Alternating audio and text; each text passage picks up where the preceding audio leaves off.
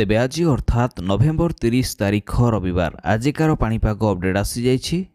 श्रीलंकार दानव रूप देखाइला एबे भारत मुहां बात्या दितवा। भारत को माड़ी आसुछि दितवा, तीन राज्य करिब बड़ क्षति। आज छुईब स्थलभाग। अन्यबड़े आज राज्य में पाणीपाग विभाग तरफ दुईटी वार्निंग जारी कर गोटे वार्निंग रे आज और आसंता काली राज्य में क्यों जिले में वर्षार संभावना अच्छी कि नहीं किंबा पाग सुखिला रहिबो। एसत बात्यार प्रभाव ओडिशा उपर कौन पड़िबो। एसत द्वितीय वार्निंग आज राज्य में क्यों जिले में प्रबल थंडा हेबो बोली कहिछि पाणीपाग विभाग। तेबे एने संपूर्ण अपडेट कौन रही सहित आज बात्या स्थलभाग छुईले भारत में क्योंठारे स्थलभाग छुईब और खास करके ओडिशा उपर यार प्रभाव कौन रहिबो। ओडिशा रे वर्षा हेबो ना पाग मेघ रहिबो। एसत क्यों जिला गुड़िक खास करके अधिक प्रभाव पड़िबो। एने संपूर्ण विवरणी कौन रही जानापी निहाती भाव में वीडियो को शेष पर्यंत देखंतु। ता सहित चैनल को नुआ कर आसिथिले एभे हम चैनल कवरेज ओडिया को सब्सक्राइब करने सहित नोटिफिकेशन को मध्य ऑन कर दियंतु। प्रतिदिन पाणीपाग संबंधी समस्त अपडेट सूचना सबू जानि पारिबे। तेबे भारत को माड़ी आसुछि बात्या डिटवा, तीन राज्य रे करिब बड़ क्षति। श्रीलंकार व्यापक क्षति परे एबे भारत मुहां होइछि बात्या। आज स्थलभाग छुईब बोली भारतीय पाणीपाग विभाग पूर्वानुमान करिछि। चेन्नई और पुडुचेरी मध्य स्थलभाग छुईब बोली अनुमान करा जाउछि। अन्यपटे तीनोटी राज्य में यह बात्या बड़ क्षति करिपारे। बात्यार प्रभाव आरंभ हो सारी आज और आसंता काली प्रबल अति प्रबल वर्षार संभावना रही। तेबे उपकूल और आभ्यंतरीण तमिलनाडु, पुडुचेरी और दक्षिण आंध्र प्रदेश में भीषण वर्षा हो पारे।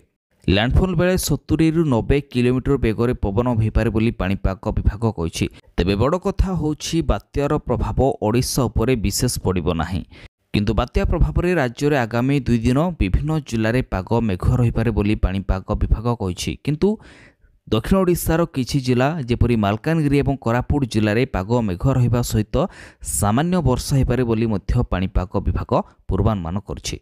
तेबे वर्तमान जानिनबा आज और आसंता काली राज्य में क्यों जिले में विशेष वर्षार संभावना अच्छी कि नहीं किंबा पाग सुखिला रहिबो। एनै पाणीपाग विभाग कौन कहिछि एथिसहित आज राज्यर क्यों जिले में प्रबल थंडा हेबो बोली कहिछि पाणीपाग विभाग। अर्थात क्यों जिले में केते डिग्री तापमात्रा रहिबो एवं क्यों जिले में घन कुहुड़ी रहिबो बोली कहिछि पाणीपाग विभाग। तेबे प्रथमे होछि मालकानगिरी जिले में आज रहिबो 16 डिग्री सर्वनिम्न तापमात्रा। यहाँ पर कोरापुट रहिबो 13 डिग्री सर्वनिम्न तापमात्रा। एथिसहित कोरापुट को आज घन कुहुड़ी पाई मध्य वार्निंग जारी कर जायछि।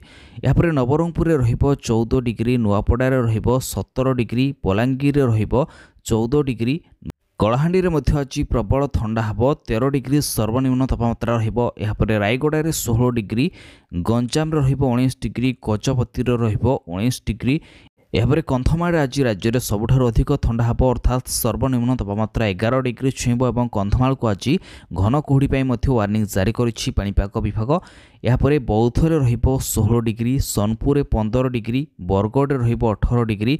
यहाँ पर झारसुगुड़ा और सुंदरगढ़ आज प्रबल थंडा हेबो। ए दुईटी जिले में सर्वनिम्न तापमात्रा 11 डिग्री छुईब बोली कहिछि पाणीपाग विभाग। एथिसहित सुंदरगढ़ को आज घन कुहुड़ी पाई मध्य वार्निंग जारी करा जायछि। यहाँ पर संबलपुर रहिबो 14 डिग्री, देवगढ़ रे रहिबो 16 डिग्री, अनुगुड़ में आज प्रबल थंडा हेबो 13 डिग्री तापमात्रा छुईब। यहाँ पर केन्दुझर 14 डिग्री, मयूरभंज रहिबो 15 डिग्री।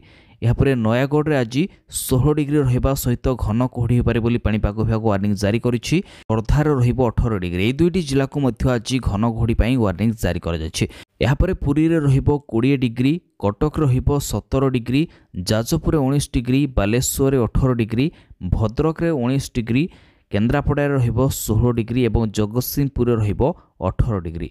वर्तमान जानिबा आज और आसंता काली राज्य में क्यों जिले में विशेष वर्षार संभावना अच्छी कि नहीं किंबा पाग सुखिला रहिबो। तेबे जो जिला गुड़िक वर्षार संभावना नहीं अर्थात पाग सुखिला रहिबो बोली कहिछि पाणीपाग विभाग। उक्त जिला गुड़िक होछि सुंदरगढ़, देवगढ़, अनुगुड़, संबलपुर, झारसुगुड़ा, बरगढ़, सोनपुर, बलांगीर, कंधमाल, नुआपड़ा, कलाहांडी, नवरंगपुर, बालेश्वर, मयूरभंज, केन्दुझर, भद्रक, जाजपुर, ढेंकानाल, कटक, केन्द्रापड़ा, जगतसिंहपुर, खोर्धा, पुरी, नयागढ़, बौद्ध, गंजाम, गजपति, रायगड़ा, कोरापुट और मालकानगिरी।